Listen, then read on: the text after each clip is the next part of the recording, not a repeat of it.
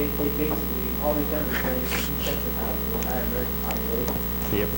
Okay, so we're at elevated alert for 2 years now. Yeah. Maybe this should be normal.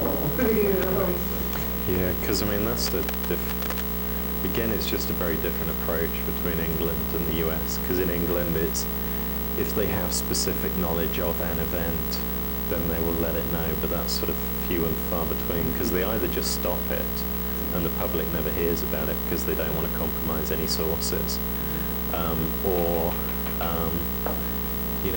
they sort of lock down stuff. So I think it's more of a political shield than anything. yeah. Oh, it is. I mean, it's an interesting vote thing as well. I mean, if you want to be cynical at the other end of the scale, so we continually have this problem. So Well, it takes the need to defend yourself. Why didn't you tell us it was going to Yeah. happen? Well, we did. yeah, So that's all really to me. That's all it really is. because I mean, the thing about like over the Christmas period, we're expecting an attack, and I can understand the extra vigilance, but they're closing down bridges and things like that. Again, it depends. They may have specific information that they're not releasing, so in which case, great. If you've got information that really leads you to do it, and closing down of certain flights and stuff. But this is, again, this argument behind the US air marshals, because in Europe, we don't want someone on a plane with a gun. We'd rather the plane didn't turn up, because our experience is it's far more likely for people to overpower the person with the gun and get the gun off them, and then use it to hijack the plane. But you've got a secondary safeguard, which is, well, shoot the plane out the sky now. So So now we have airline pilots who may or may not be inebriated and armed. locked in a room where no one can get to them under incredible stress and things. So they get to shoot the pilot. yeah, well, they get to shoot the co-pilot and then sort of go crazy. So I don't know, it's interesting. I don't know, I feel so much more secure. So, right, this is I feel more secure knowing that they're going to shoot the plane down. well, apart from your buildings underneath the helicopters. You had to work out what your flight path is. Your property might actually be going down. So. I know, it's like anybody pulls out a box cutter now. It's like, you can never stop me. You got 20 men on that plane. I guarantee you Yeah. ain't going to go far now. But that's the other thing. I mean, but even like broken bottles and all sorts of potential things that are still Unless there. it's a gun, and then even a gun, you could have like 16 shots on a. Yeah. I know You're gonna you kill everybody. ain't going to kill everybody. That lovely seat cushion you're supposed to use for flotation, that does a great job of stopping sharp edges. I'll tell you what, I'll keep watching by you guys do the crap out of it. So, just that slide, the world slide, I mean, it actually trips through per day. So this was 11th of January, 12th of January. You can actually see the pie charts changing as the traffic changes with regards to the different ports. So, as I say, it's just a good little, thank you very much, a good little example that I use for executives, just to get them realizing as to what is going on where, and that it is 24/7, 365. So it's just something very visual, and they're sort of like, wow, this is happening. Sort of, yep. Because they often are responding to the few news reports that they hear, throughout the year. So. I find they have the fallacy of the spoken word. They see it on TV, so Yeah. it must be true. And then we get caught up in their perception of the threat without actually asking us. That's the thing, the misunderstanding of the threat. It's external, it's kids, it's distinct, or it's viruses, etc., etc. That's why antivirus is such a great sell, such an easy sell, and such a pain for security, actually. So, standard supporting evidence. If you are going to get quantitative analysis or qualitative analysis, but there's nothing really around. Legal cases, I'm sorry, the lawyers are hanging out there. They really want to make some money out of it, but no one's letting it get that far. So, And as I say, I've tried for suggestions from various organizations, never managed to get anything back. The FBI, I couldn't even get details from the FBI with regards to, you know, what they would like in case of an incident response question. You know, because they say that the whatever it is, the $5,000 minimum damage, but it's like, you know, do you want us to be touching it? Do you want us to do a forensic investigation to get you the data?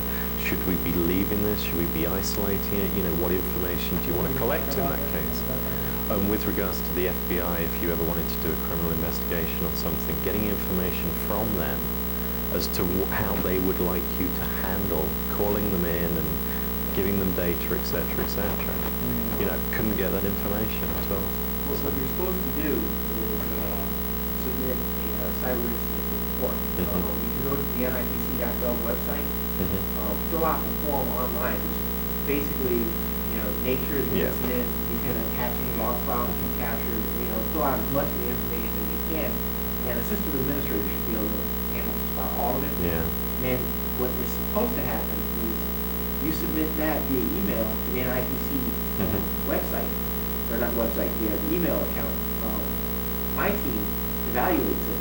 If it is something that's infrastructure related, or if they can claim business loss of, like as you said, 5,000 or more, usually the rule of thumb, what we'll do is move that in-house to the appropriate FBI field office, you know, throughout the United States to make sure that the agent that handles cyber investigations at that field office has it, but also to the central cyber crimes investigation unit inside the FBI, so that the supervisory agents there have it. Yeah, my querying was on an evidentiary side. You know, how much well, yeah, do they have guidelines where they don't want us messing around with the logs and how we touch the logs? Or, you know, are we supposed to just treat it as a proper forensics, you know, as a normal forensics, and that's enough?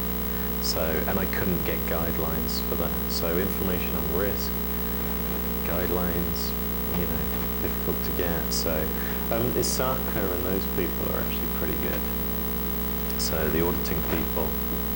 So gap analysis, you've got this with the risk analysis. The gap analysis you've already got. You know, is the safeguard there? Is it effective? So very easy to present to businesses. You know, these are a list of potential things. You don't have to break it down so much for them. You know, you can get a general idea and report on a general idea with regards to sort of safeguards and cost. And you can begin to lump certain things. You know, education, non-enforcement. You know, to correct this, it would give us better coverage on. You might actually find past security problems and the reason why, and you can actually say, well, that incident we had before, it could have been stopped by an expenditure of this or by people doing this, and they sort of get an idea. Gap analysis becomes very simple out of this. Proposed safeguards, the extras fill in, sort of cost it's going to be to get something in there to fill in the gaps. Ballpark costs so they can get an idea. Impact is very important. This is something you have to think through because you'll normally get asked on it, especially if there's people in there who are going to have their people made unhappy. So if you're talking about an impact of a safeguard that's only going to affect, you know, one team of employees, that's very different from it's going to affect everyone in the company. If it's going to require expensive training, that's different from it just requires everyone to attend a security awareness program.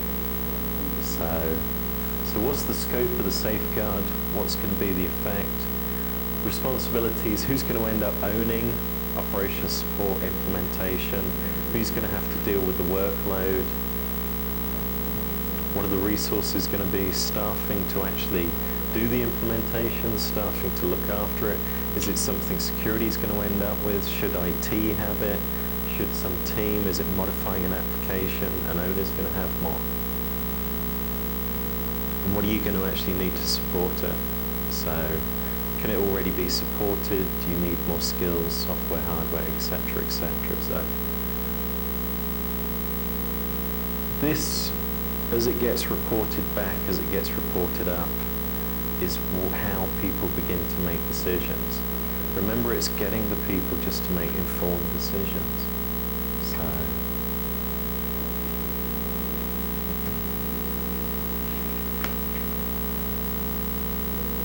So what you actually report when you've got all that information, audit process at a level of, this is what we're going to be auditing, you know, this is how long it's going to take, these are the things we're concentrating on, these are the people we need to speak to, etc., etc. It's just at that sort of level, getting them to understand what's going on. You're going to report the asset selection. This is what we looked with, this is what we've come up with. You know, do you agree with this?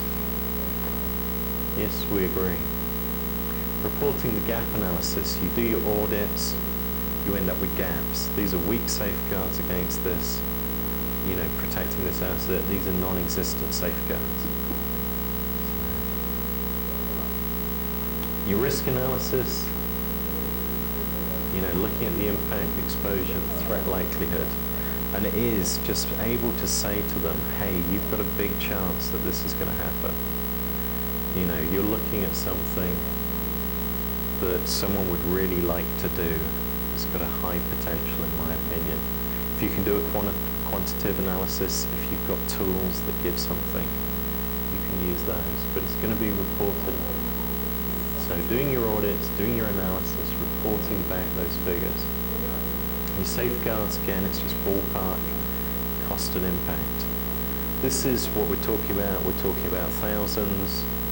We're talking about it impacting, you know, 20 of your engineers. We're talking about your manufacturing workers are going to have to do this. We're talking about every employee. We're talking about senior execs working in the finance department. So, you know, who is it and how? They're going to need some training. These people are going to need some tools. These people are going to need to do a bit of extra work. You know, how much work?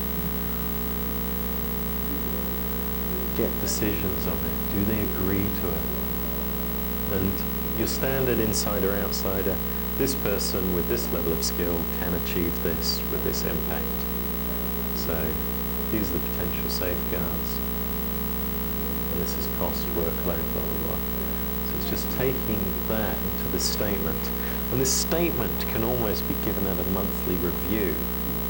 You know, right, what is your monthly review thingy? And you can say, well, we've looked at this, we found this, and on this asset, we've come to the conclusion that, you know, any 16-year-old with a computer who has a grudge against this company could shut down manufacturing. It's very simple. You have all the data behind your findings, which they can look at if they want to. And if they want to sit down with you and go away. But this is, you know, something that's going to get their attention, their thought. If they feel that they need to schedule more, you know, they will. So you might not hear again. They might be, okay, thank you. So, but that's all the message you have to get across at that sort of level. It's a very clear message.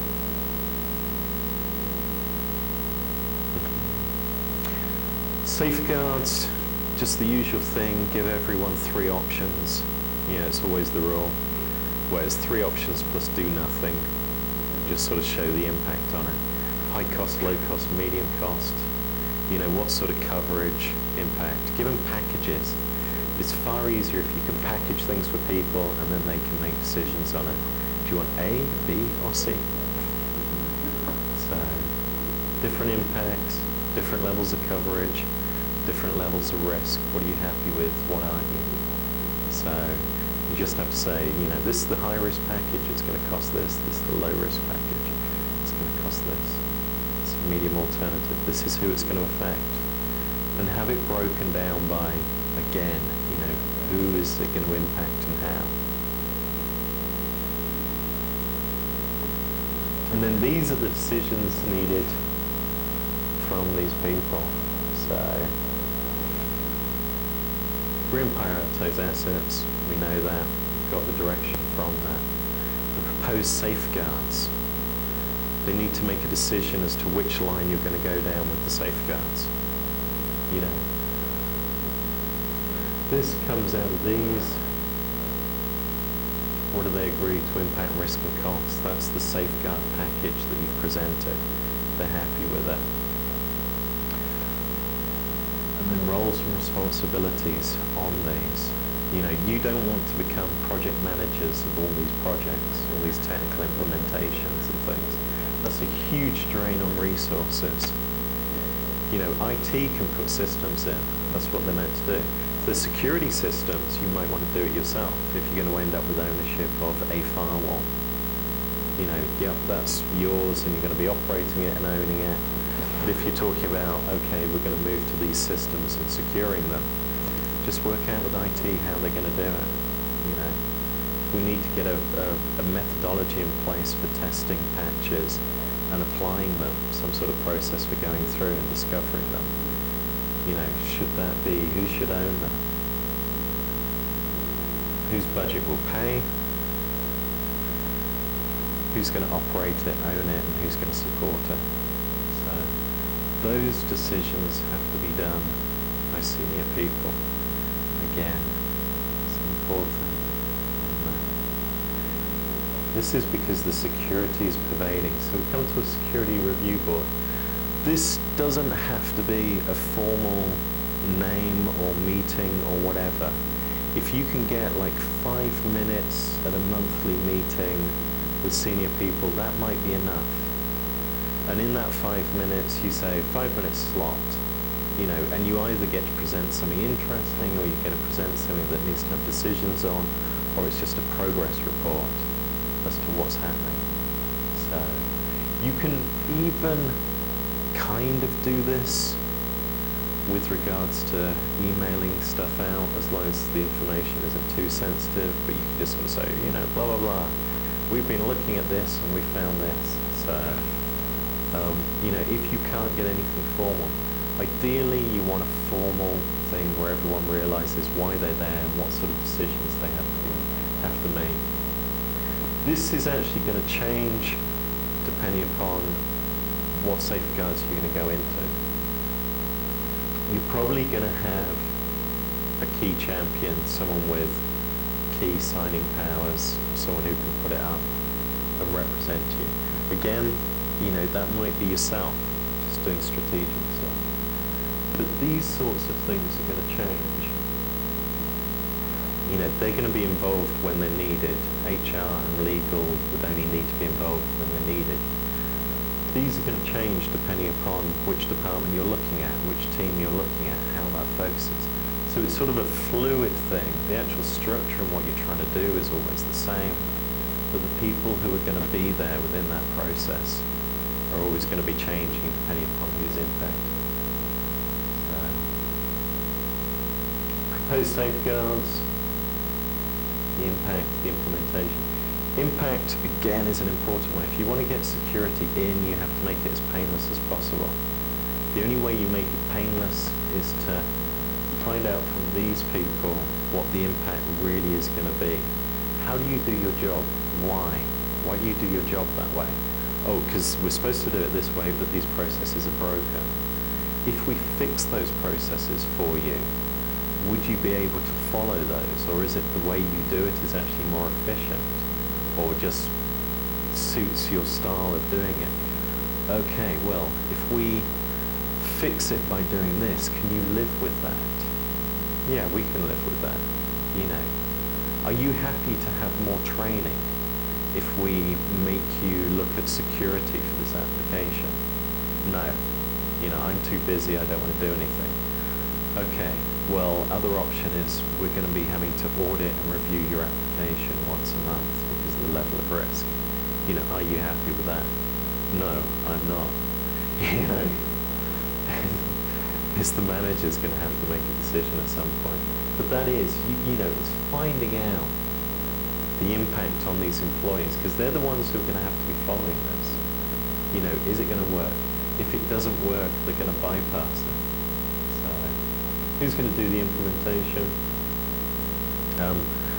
Compliance you also look at, and this again is, you know, it's not for information security to judge. You can split it up into high risk, low risk failures in compliance. Explain why it's important and why it isn't, and try and get enforcement from that. That's what a security board will do. And you're going to be breaking it down again. You know, obviously you're not going to have key employees at enforcement meetings. An enforcement meeting might just be with the manager. That's all you're going to discuss. But it's so people realize that there's this sort of situation going on where you require this, that they might be required to be part of it. You know, this is how it works. So, any questions on that? And progress reports are always a good thing. Progress reports are good, especially if you have roadblocks. So people tend to be less happy to create roadblocks if they know you're doing regular reports, because if your regular report is no change, no change, no change, you know, eventually says, why aren't you getting this ahead? Why isn't it done? So in fact, you don't do no change. You do 1 week behind schedule, 2 weeks behind schedule, 3 weeks behind schedule, 4 weeks behind schedule. Or do that, and then at the bottom, roadblocks. Or, Yeah. you know, something With in your red, comment, yeah. Well, why? And it always seems to be someone else. Hasn't turned it in. Hasn't turned it in. Yeah. Feedback. Yeah, that's right. Progress reports do just help people keep their mind on what's going on. So that's just the assessment part. So looking at safeguards, looking at the impact, getting an idea, getting sign off on them. So getting agreement. What's behind design? It's that's just a report. So each one's got a reporting bit. Okay. And the one we're working on just comes to the front, and then it'll go back to the gang. Yeah. So design phase. Got your gaps, safeguards, defense and depth. Yet again, building your solution. Got your other safeguards. You've had your safeguards assessed. You've looked at which ones, and you get a choice on them. You get a choice from the people who make the decision. Your safeguards are strategic. You're still looking at a strategic level. You're not into operations yet. You're still designing, assessing them, implementing them, getting them in there. So again, this idea, think about different sorts of assets as to what's going on in relation to your different safeguards. They might just be happy with recovery, backup, redundancy. They don't care if there's a security incident. It might has to be preventative. No one can touch this data or this system. No one can get anywhere near it. So thinking in those terms.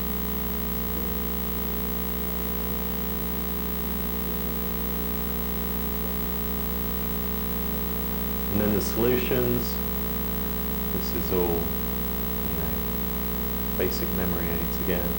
Policy, procedure, standards, compliance, enforcement, monitoring, review process. Nothing stand out there. This is just memory aids as you go through, so.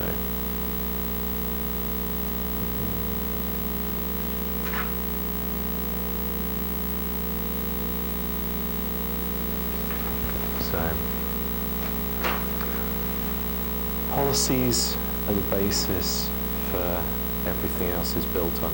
Is that the culture within your companies, or do you tend to create, other policies tend to be created and then people think about everything else afterwards?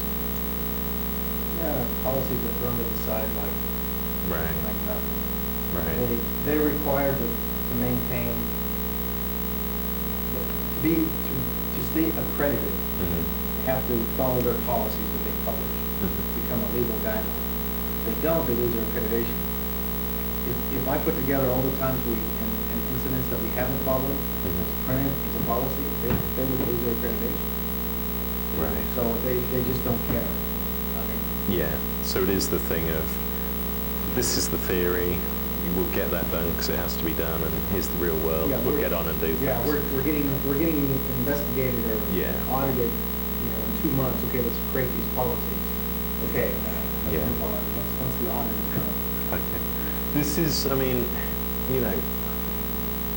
it's often your basis for legal protection.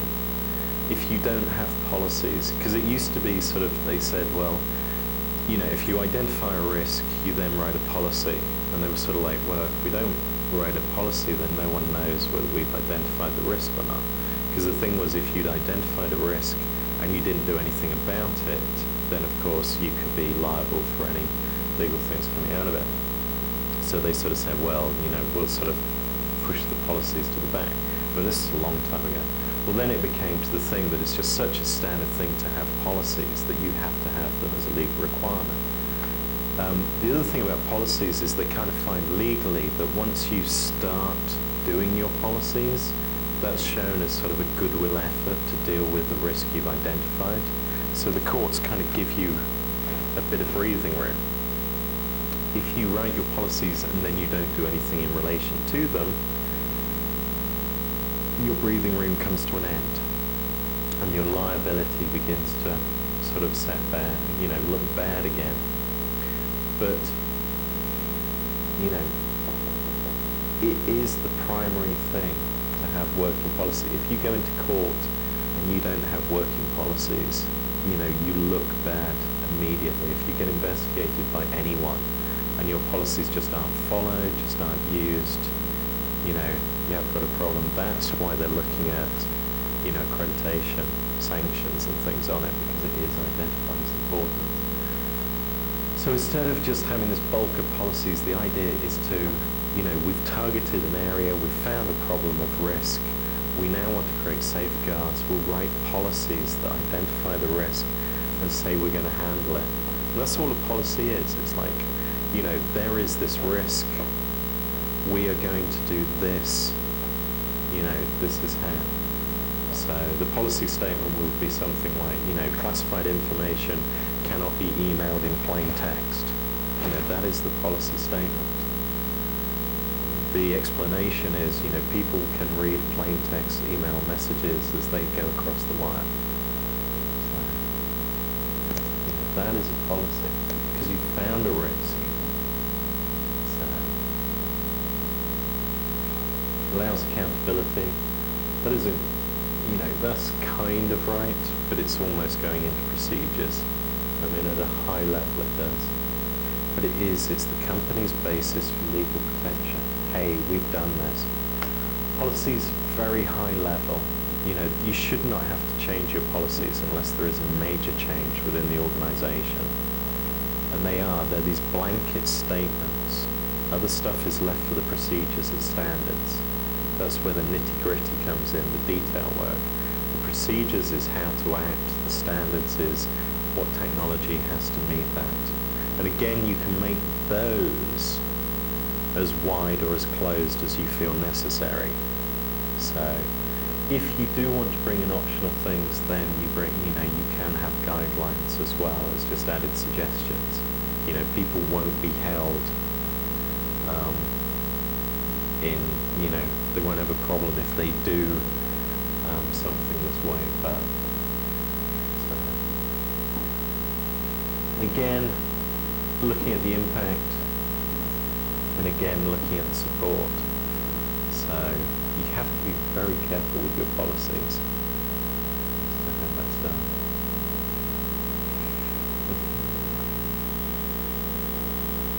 For every policy you have, you should be able to answer those questions. So I don't know if there's any that jump out. Do we need it? Why do we need it? Does it achieve what it's meant to? This is if I do a policy audit. These are the questions I go through with people, and it is hilarious. So right, policy number 1, blah, blah, blah, blah, blah. Do you need it? Doesn't everyone? Not necessarily. Do you need it? It's like, yes, we do. Why? Why do you need it? Well, because everyone else has it? Wrong answer, deduction points. So, does it achieve what it is meant to? When you've written a policy, you should be able to work through this. Same for your policies and standards. Does it actually mean what it's meant to do? And this can actually almost work as a checklist afterwards, as you're working through. These are your aims with it. How does it adapt to changes? Have you actually drawn it too narrow that it's going to be out of date within a very short time? Is it so specific that there's just sort of no room for a movement? Or is it just something that you just have to keep an eye on? If there are changes, remember. So create roadblocks. Does it mean people can't do their jobs? I've seen things, especially on the one about, emails have to be encrypted. Sounds very reasonable. Then you find out you're dealing with all these third parties, emailing backwards and forwards, and they've got no tools for encryption. And it's sort of like, well, they're all out of policy. We're going to sanction all our third party customers. So, are the employees aware of that? Do you actually have some sort of education program backing up? Are they happy with it, supported by management, understood, followed, enforced? Does it work? Those are the basic questions I ask for a policy review. So, if you target your policies, it should meet all those because you're looking at the various factors that go into it. So that is a checklist. Procedures and standards, you're now explaining the practicalities. Okay, we've said that all classified email must be encrypted. So it's going to be, how does someone achieve that? You may even put in, how do they get the encryption tools? How do they get all that stuff in there? We want to make this as easy as possible for the employees. I mean, a lot of policies and things, my advice is always, you keep the standards, sort of policy standards, etc., in one thing, that when your employee signs, I have read all of them and I agree to abide by them. That's still there, just in case, because that's what most companies do as standards, so that's probably a standard practice. But if you actually want them to work, I always suggest that you separate them up into little, almost booklets, for separate things. Here's a new policy or whatever that affects you sysadmins. We're going to do some training on it, awareness training as to why, and I'll talk you through. But this is what we've got. We've got this little thing, and it's got the policies, procedures, standards, and how you do all this stuff, who to contact, little booklet, here you go. So, because it's targeted, you're talking about specific asset, how many people are impacted by this.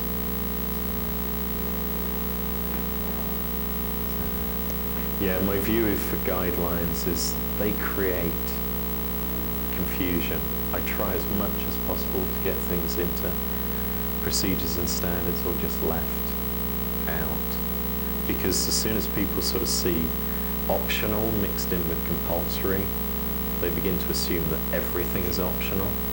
The other thing is, the bigger this one thing gets, when I say that I've read this and I'm signing off on it, when you get into court and the defense just produces, so how long did HR give you to read and before you were asked to sign this piece of paper? It was 30 seconds, so between giving me the form to sign and the pen.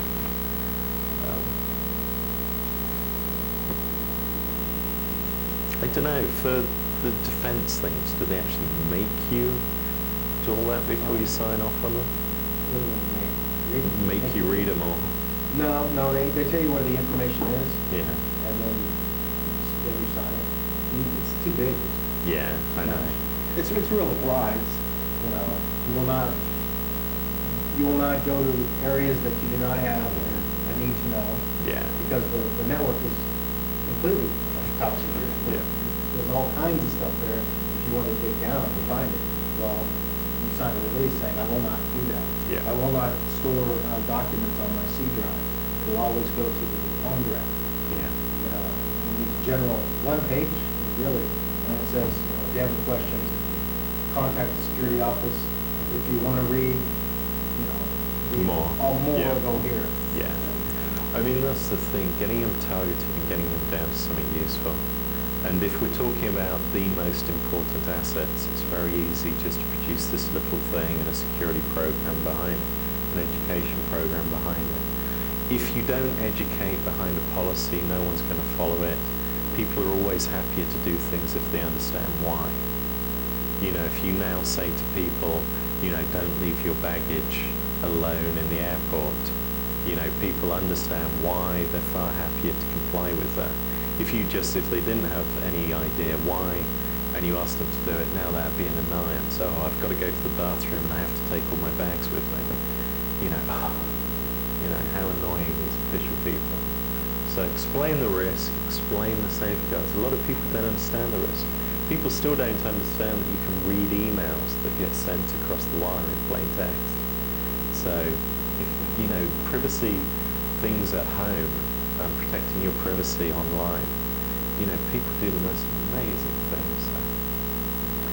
Compliance and enforcement, this is a good legal thing, like you were saying, putting the sanctions in there, drawing people's attention to them.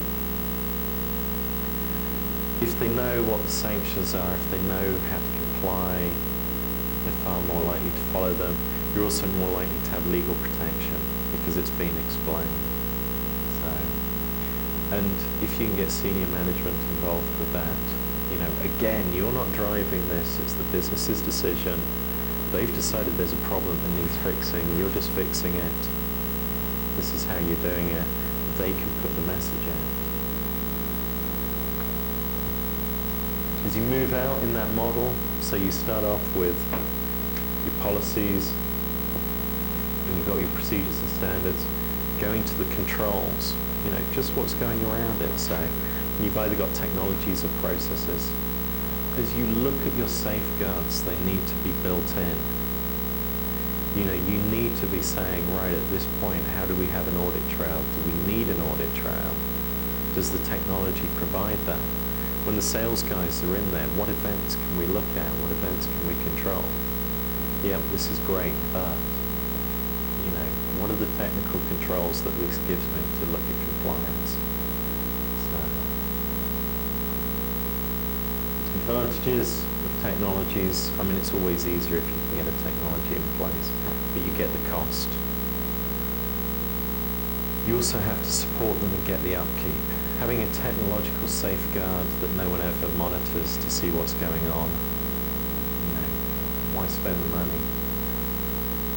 The other thing with technology is you rarely get to see under the hood to see what's actually going on in it. Is what the information that it's giving you actually realistic? Is it useful? Is what's coming out relate to what's going in? So can it be bypassed? You know, there was all the secure ID tags. You know, the numbers change every 60 seconds or 70 seconds or so. Someone showed that you could do number predictability attacks on them because the seed wasn't random. The seed was in relation to the time. So, The time? yeah. Well, how do you know what time?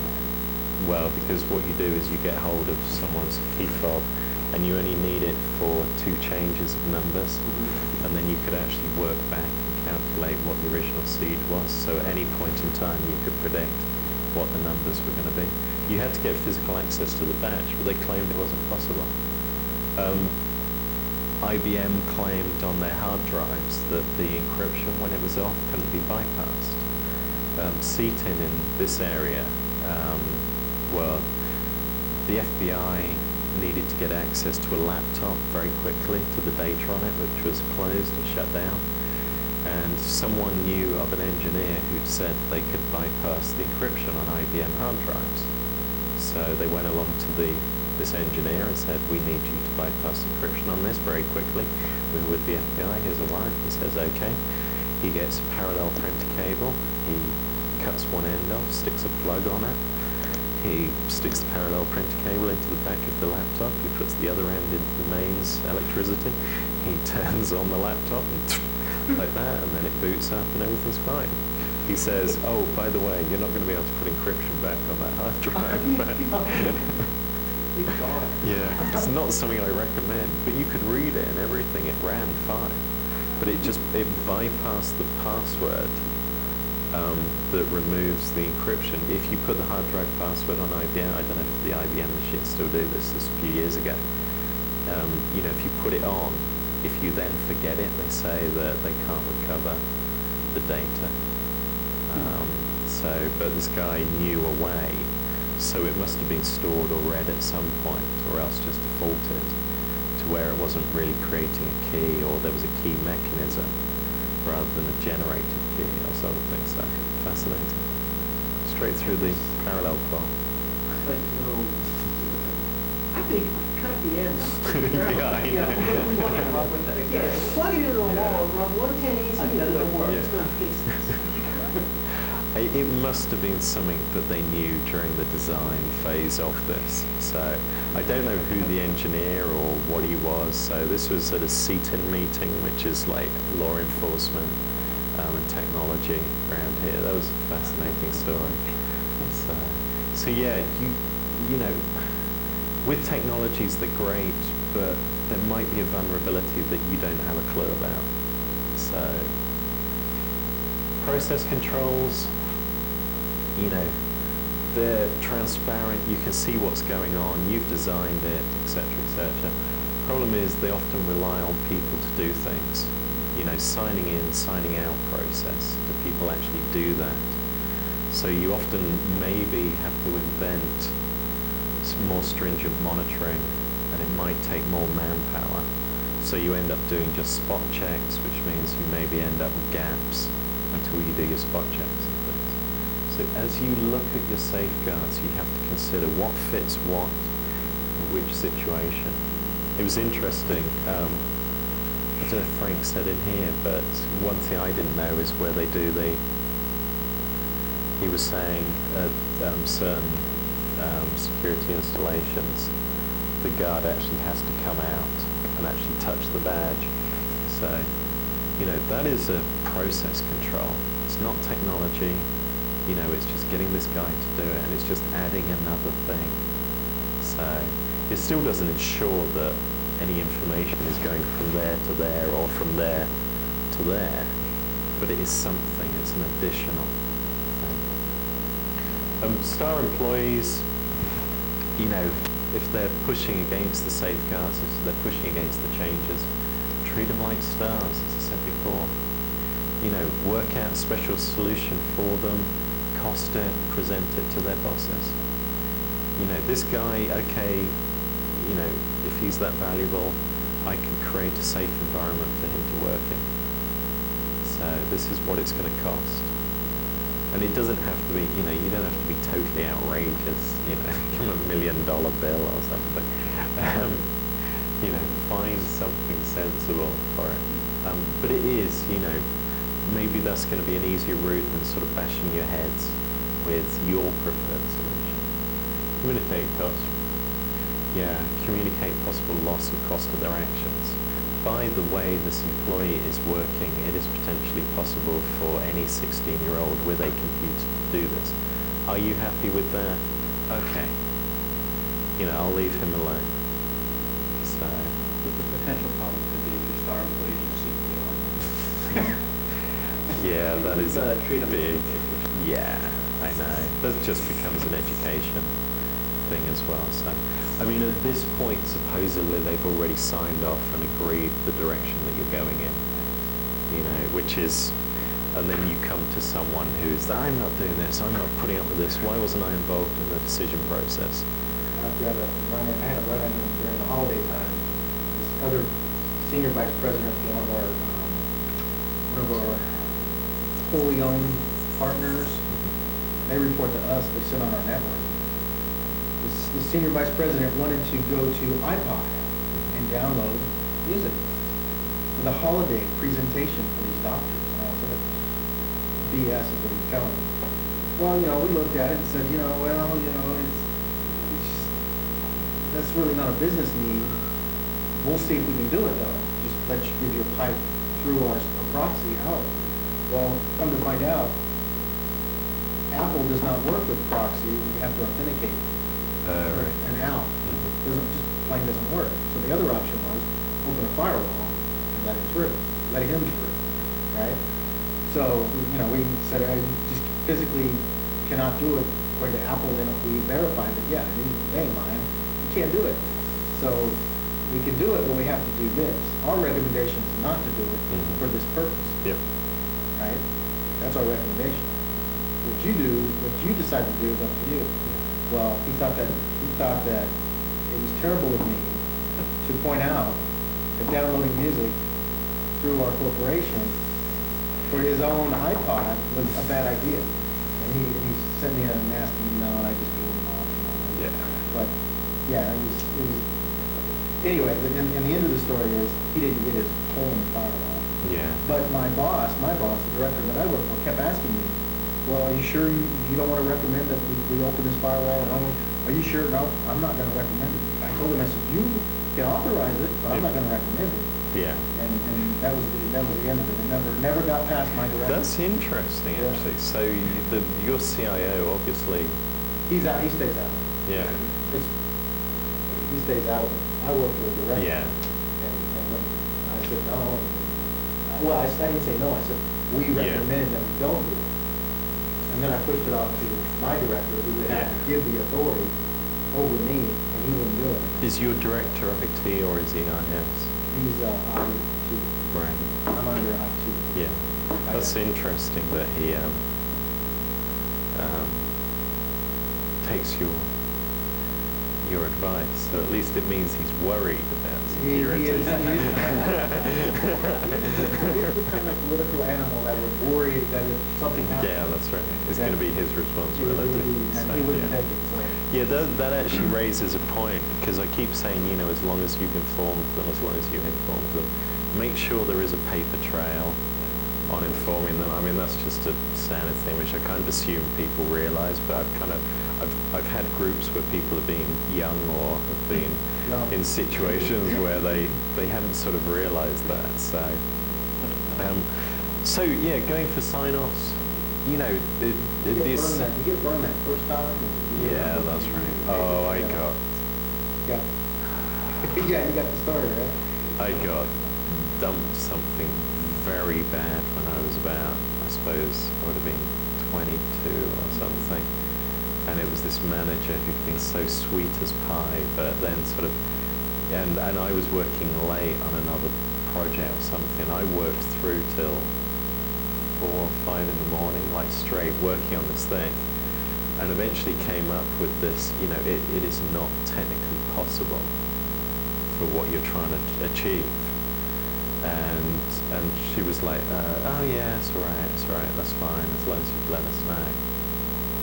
And then the next morning, there's this email that goes out that she copies me on, and it's sort of like, this hasn't been done because such and such didn't do it, and blah, saying that I didn't do it, I didn't do the work, blah, blah, blah.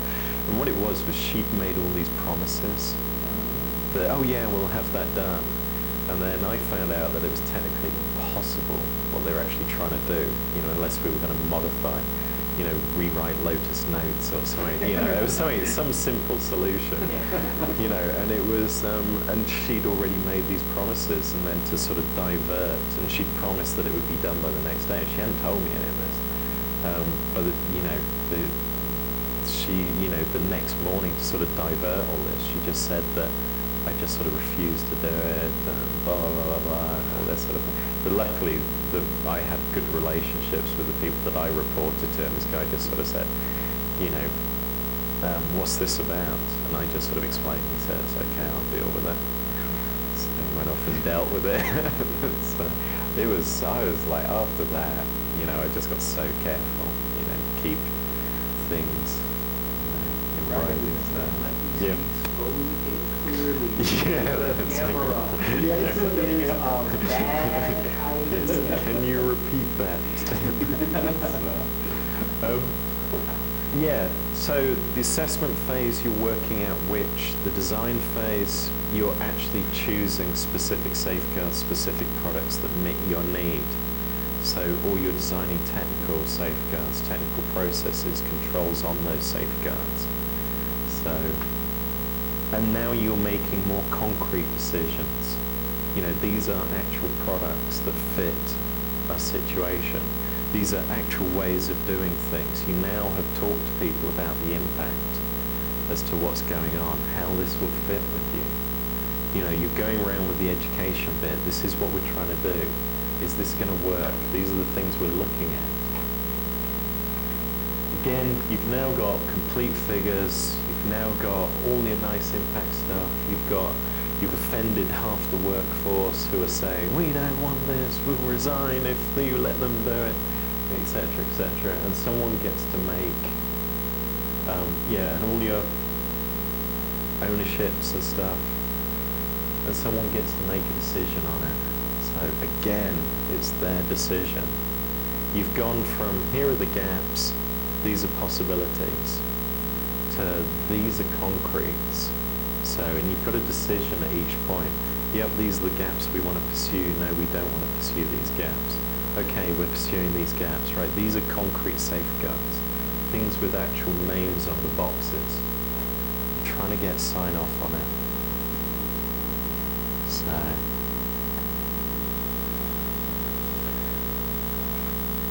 reporting back, the sign off again is, nah, you know, now you've come back with this more information, we don't want to do it. Well, yes, we do want to do it. If they do want to do it, it just becomes an implementation project. They, as part of the design phase, are deciding who's going to be part of the implementation. This is so important to get that clarified before you work. So many implementation projects just die because no one really knows who's supposed to be doing what.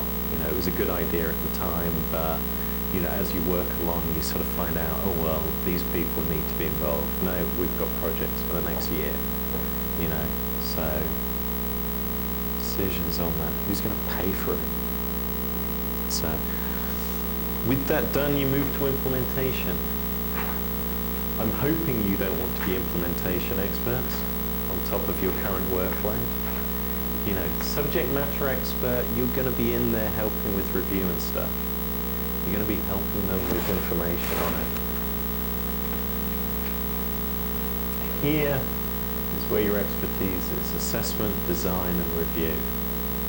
So, assessing different solutions, helping design them, and then reviewing them afterwards. As part of the implementation, it is a good idea to go through with education. Again, what do they need? You know, this is specific, this is coming through. Before it was just sort of finding out, you're talking to people, you're talking to key employees, managers, etc. who are going to be affected. This is real now. This is, you are implementing a solution. This is what's going on. This is what it's going to mean. This is going to be written. You have your small booklet for the key employees who are going to be affected. You have this all made out so people know how it's coming in, how it's doing so. Training, procedures, controls. You're monitoring. You are probably going to be the ones who want to control the configuration of that. You know, you're looking strategically. Operations are going to have an idea as well with regards to maybe what they want as their subject matter experts. You know, what are they as daily events?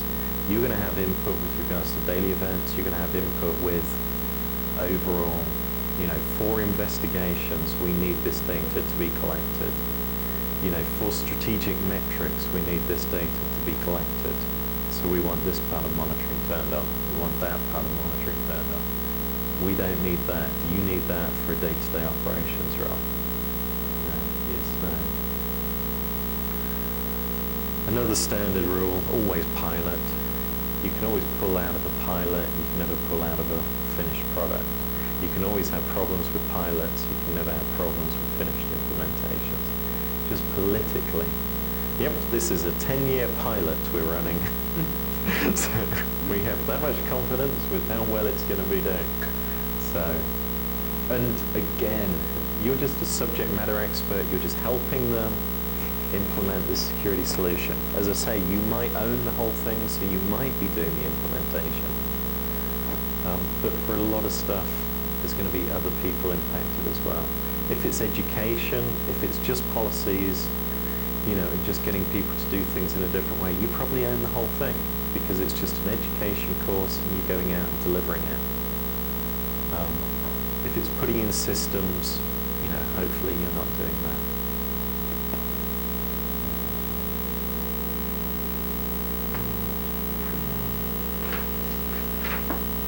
So, monitoring. If you aren't monitoring, you don't have a safeguard.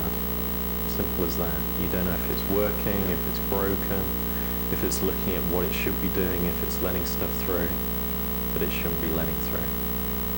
That's the beauty of HIPAA, because HIPAA security requires monitoring and auditing. Really? It requires, there's no, Yeah. you may have to do it, it's you will do it. So everything you're talking about, the policies, procedures, HIPAA is going right down the line, everything that you're talking about. Do you find that actually, or I should say, I'm assuming that it helps. What extent do you find that actually helps, having it as legislated, or does the company still try and ignore Well, the I requirements? think they haven't really, in my experience, in my world, and the limited world I've been in, I'm far ahead of any security person in the healthcare field that I know of. Right. On my background. Mhm. So I see things a little more experience, a little more knowledge. So I think the maturity level of the security cadre within healthcare needs a couple of years Yeah. before it matures. in my opinion. I turned down a job with one of them because I had the interview, and their goals for a year were just incredible. And I said, at the end of the interview, I said, do you mind if I had, I didn't know how well the interview went, if they were even interested in hiring me. I just said, well, do you mind if I have a wander around and see where you work and things? So I walked around the office, and their desks were just buried under papers and trash, and the whole thing was just so disorganized. And when I got out of the interview, and it was through a consulting thing, I just said to the consultant, no, I'm not interested in that. There is no way they're going to be able to achieve their objectives. And, if I'd have walked in there and everyone was like, wow, really fired up and everything just looked so clean and professional. But these people, they were all dressed in grey and looked as though this sort of cloud was following them around. It was that bad. And I thought, yeah, it really did look like it. And I was sort of like, their aims for 1 year, it was sort of like meet HIPAA compliance in a year. Because that was the mandate, but they were actually going to try and do it. But they were a huge organization with a tiny staff. And the funny thing was, I ended up working on a job with the guy who used to be their database administrator. And he said, you'd hated it, you're so glad you didn't work for that company. So, yeah, it was interesting. Yeah, when I'm at work, I'm more positive we can do it and stuff. But Yeah. you guys are hearing me let off a lot of security nightmares. But the one thing I'll say is they do give a lot of lip service to security. They do stand up and say security is important. We know it's important. We know it's coming. And that kind of thing. So That's good. So it might, I'm giving them. I was saying I'm giving till June of this year before I start looking at going back into the DoD. Like you said, you get to a point where it's either going to work or it's not. Yeah. And that's really what I've given myself. Yeah, it's the three options. Are you the sort of person who's happy to just sit there as it is? Do you want to make changes? Can you make changes? Or, do you just want to find someone that's more serious about security and things? So For me, it's a vocation. Yeah. It's fun. It's a challenge. Yeah. If the challenge is such something that I just can't do because of my position in the company, because of the higher ups not buying it off, then I'm really it's going to fail. See, that's the thing. I learned the position in the company was something I learned because I got stuck under an IT manager and you could not achieve anything. And I spent most of my time actually trying to educate my manager as to what security was, because he wouldn't ratify anything because he didn't understand what he was agreeing to. So the process got so long and drawn out, and it's now, I just wouldn't accept a job where I don't have the position, the power to do that. Consulting, it's different, actually. In some ways, consulting is easier because somewhere a decision has been made, they're paying the money, they want to get the job done as quickly as possible because it's costing them money. So you can go in and deliver something. What they then do with that is a different thing, but again, as a consultant, that's not, your problem. You'd like to be able to make changes because you walk into these places and it's like, you brought me in to do this, but you've got far more serious problems than that. Or, the causes of your problems are fundamental problems that you have. It's not just, you're not getting attacks, successful attacks, just because your environment has technology problems. You have fundamental problems with regards to how people perceive security, that sort of thing. So monitoring, if you don't monitor, there's nothing there. I mean, it's that simple. Same for anything, because you're going to have different levels of monitoring for different things as to criticality. The poor guy who owned firewalls at Intel used to spend half a day of every day, 5 to 7 days a week just going through firewall logs. That's all he did. He'd just sit there in the morning, literally. So, he was looking after Intel's firewall, which was its face to the world, for the whole of it. And Friday and Saturday nights, they got around 10,000 independent attacks against them. So most of the IP addresses were from Microsoft, and Microsoft used to say most of the IP addresses against them were from Intel. So just people being funny with how they were spoofing IP addresses. So it's a detective safeguard. You're monitoring. It's another part of safeguards. So you're seeing if something is going on. You might not have anything in place except for a bit of monitoring. It really is that, but it's your last line of defense. If you have other safeguards in place and you get a monitoring, something shows up in monitoring, then you've got a problem with your preventative measures in front of you, and you have to fix them. So, and it might just be, we're using something that's based on signatures, this is a new pattern. But again, it's looking at, did anything change? So, operations, ownership's going to be decided at the design phase as to who owns the monitoring, who actually goes in. Is it a system owner and an application owner who's agreed in the morning just to click open, and you sort of note down when they tell you, and then when you do your review, you actually go through all their logs and see, wait a minute, over last month, there were 2 days where they didn't let us know that there were alerts going in. So, hey, something's failing here. So that's the difference between the review and the monitoring. So, as I say, you work with operations on filtering. What do you need? What do they need? How do they need it? Do you just need storage on stuff? Can you dump all this information? Does it have to be kept? So, and how often you look at it just, again, basically meets the risk model. The higher the risk, the more you're going to check something. So if your car, is unlocked with the engine running for some reason, in a good neighborhood while you're inside the car, you might not, or while you're inside a shop, you might not look at it as much. If it's in a bad neighborhood, you might be looking at it all the time. So, a friend of mine, car crime in England is incredible. I'm amazed over here that you don't have more things stolen from cars. Or in England, if your car has a radio, it doesn't the next morning. If you leave anything in your car, it will get stolen on the seats. So you just learn, lock your car, put everything in the trunk, or take it out. This friend of mine, the only time he left something on his back seat was he parked his car in front of the shop, he got out the shop, He walked into the shop, he was in there for 5 minutes, he came out, and his laptop had been stolen off his back seat. So, How did they break the window? yeah. Break the window, screwdriver, standard thing. People just carry screwdrivers, reach in, grab it, run off. So, on sort of a Sunday morning, he used to walk through Clifton, which is a nice area of Bristol in England, and you'd come out in the morning, and it's, it's not hugely wealthy, but it's a nice area, nice cars. And you'd walk along the pavement, there's broken glass all the way along, and it's broken window, broken window, broken window, where people have just sort of gone into the area, walked along the cars, just popping them. So, yeah, incredible.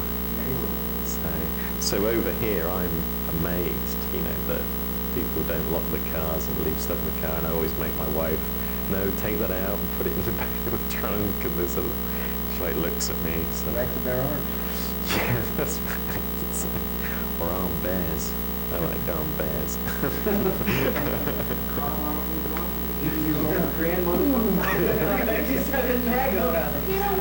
That was the thing. I had bad security. I stopped locking my front door where we live because it's a nice area. And then one morning I thought my wife had returned. And there's this drunk Irish guy. This is in America here. There's a drunk Irish guy standing in the doorway, which was a bit surreal. Well, we're in one of those sort of townhouses, rental things. So the first floor, you actually go upstairs, and there's a garage there. So I'm standing at the top of the stairs, and at the bottom of my stairs, actually inside the area, because he'd opened the door and walked in. And there's this sort of guy, and this is Wednesday morning at 8 o'clock in the morning. It's like, sorry man, sorry, like that. And he sort of backs out. And luckily my car was in the shop, and I had one of these loaner cars, because he's sort of like kicking the car and trying to get into it. And he tries to buy, because I went down and started talking to him, because I was actually worried he was going to hurt himself because he was so drunk. This is in the morning. Yeah, it's 8 o'clock in the morning, yeah. And he, and it's sort of like, he's trying to get in the car, and he's trying to buy my car keys off me and that sort of thing. So eventually called the police, and the police actually drive past 3 times and can't sort of see him. And eventually he fell in front of the police car almost. So they're coming back again. And they'd been looking for him a while because people had reported him trying to get in cars and all this sort of thing. So bizarre. But yeah, he was an Irishman. I'd left the door. Well, that was the other surreal thing. It was like, Irish guy coming in. So in the morning, into an Englishman's house. So, but it was that thing, left the door unlocked and wasn't watching it sort of thing. So I now remember to do that. But I locked my car, no problem. So. But yeah, someone said to me, it was with regards to the gun, someone said to me, you realise you could have shot him at that point. I'm like, oh, okay. Yeah, I know. Well, because my thoughts were just like, yeah, that would look so good when an Englishman shoots Irishman. So I get enough problems over that as it is. So, yeah, monitoring. Detective safeguard, last line of defense, operations. The frequency matches the risk model. You're going to be checking more. It's just to remember, it's another thing. As you work down through these, how much do you have to monitor? Yeah, if your filtering is good, then your daily review should take a very short amount of time. It really should. I'm amazed how many companies have monitoring. And it's sort of like you say, okay, how many events do you get a day? All right, or when you come in the morning, how many events do you have? And they say like, 5,000. And you're like, how come? It's like these 5,000 new things. It's like, oh no, what we've been having for months. It's sort of like, don't you filter things? Don't you know what they are? And if you get into that situation, no one's going to be looking at the monitoring anyway. So you want to filter down to specific events that you don't know what they are. Here's a basic flowchart that I use. It's very simple. Reviewing the log. Are there any events? No. Go home, have a cup of coffee or whatever. So, yes. Is the event benign? Do you know that this isn't a problem? You look at what's actually going on. isn't anything? Or is this, oh my God, you know, incident response? The people looking at the logs need to know who to call in case of a problem. It's that simple, you know, and it is just a phone number. You know, if you're unsure, call this number, sort of thing. If the event is certain, if it's not certain, i.e. this event has come in, we don't know what it is, you know, we didn't expect this, then you review your operation parameters. Why is this coming in? You know, this should be filtered out. So, is it expected? If it's not expected, again, look at your operation parameters. We shouldn't be having this. We should be filtering this out already. So this shouldn't be getting through the firewall. Why is this getting through the firewall? This shouldn't be coming here. So if it exists, it's benign, it's certain, it's expected, you log the event, you can filter it, you can record your changes and your reasons for changing it. You know, if it's everything you expect, but for some reason it's just come through as a different thing. This was the thing with Code Red, you know, as an example. Still going around for months afterwards, and it was still appearing in people's logs. You know, it wasn't a problem because they were dealing with it. They had the measures, the patches in place, but it's still out there and it's still appearing in their logs.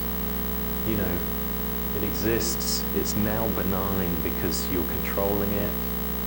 It's certain. You're sure of what it is. It's expected. Yes. You log it, you filter it, and you record your changes. Always record your changes on the filtering. You know, every single time you add a filter, you should be able to go, when you do a review, you should be able to look at your filter, you should be able to look at your change log and see, yes, this filter matches this change log. If they don't, it means someone at some point has made a change without recording why they've done it. That might be someone inside your organization, it might be someone outside your organization that's now allowing something they're doing through your monitoring. So this is a process control against it, or if you automate it, compare it. So when you're starting out with your new safeguard, you monitor everything and then you filter out and work down until you end up with just the things you're not expecting. So what they mean can't be anything else. Being considered in the design within the acceptable level of risk. So filtering. So as I say, there should only be unexpected events. Your thresholds. The filtering's from your daily review. You might still have to keep certain events for evidentiary purposes, investigative purposes. But the only events that are left unexpected ones that need to be investigated. So, and who does it? Do you have an operations guy? Who's there? Their job each morning, right? What events did we have over the night?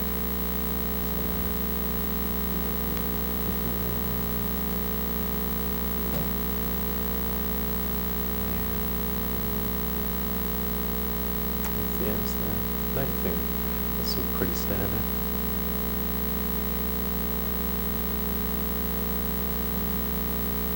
You do filtering, I presume, on your... Who oversees operations and connected with operations and things within IS? Are you involved with operations within yours? You're involved with operations. I'm involved with the filtering of the internet and the event correlation. Right, okay. And other people own that as well? You don't own those? That's purely an operational, right, okay. We consider, or I consider the filtering out onto the internet as an audit function. Yeah. So that's why I kept it. I got rid of a couple of things, but I kept that. And I created the centralized logging. Yeah. Everything coming into one centralized logging. Yeah. Those are two things.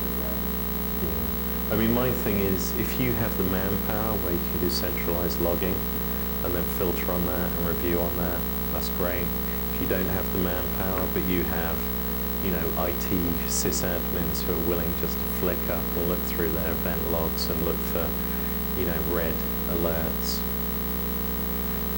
and inform you of what it is. So, We used to run just very simple scripts. Yeah. Like I said, Yeah. filter out stuff that we view as normal traffic. So anything that came up, it came up, all you did was just type in the script and run it and start with a blank screen. Anytime an event popped up, it would just scroll up. Yep. The motion would just catch your eye. You just go over there and see what it is. If it's good, bad, or ugly, or indifferent. Yep. Just take it from there. No, Made life a lot simpler. Yep. I know. I mean, as I say, the number of people who sort of confuse monitoring and review and are collecting their logs in the same place and have someone just go along and say,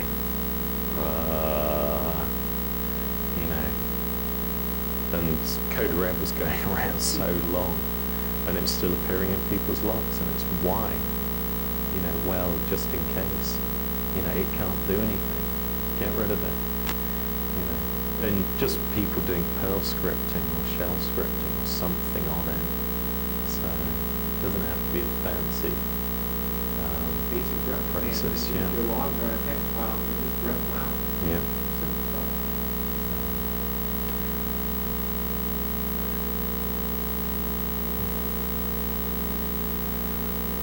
This, in a way, is some of the hardest stuff to do. If you don't have a technology in place, how do you create the audit trail?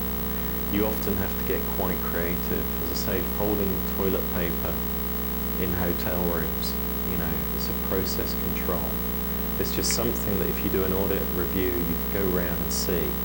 Is there a sign-in sheet, sign-out sheet? Does it match something? The change log on your filtering, can that be matched up against the filters? Can you do a change log on various things? And, if someone does this, can you get someone else to do a counteraction? So if someone signs in, someone signs against it, that has happened. So just getting two people working on it.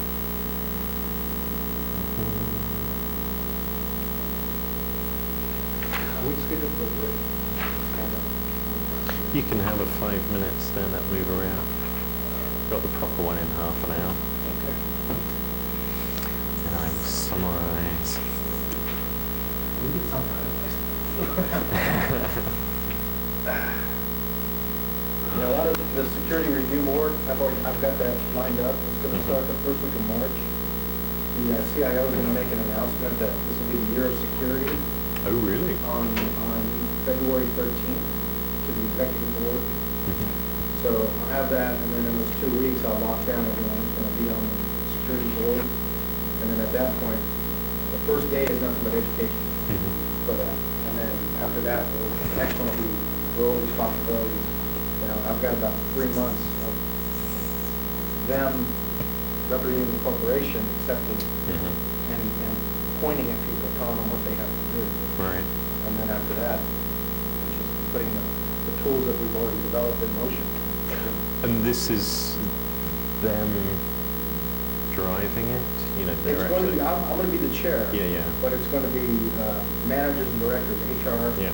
legal, internal audit, some of the clinical representatives, the nurses, the physicians, whatever office. They act as because in California, physicians cannot be employees of the hospital. They have to be outside the building. Oh, really? Yeah, but you have a conduit through to these people, and that's what this office is. And there's 4 or 5 others. I counted 25 people that go in the office. Some of them probably sit one day and leave.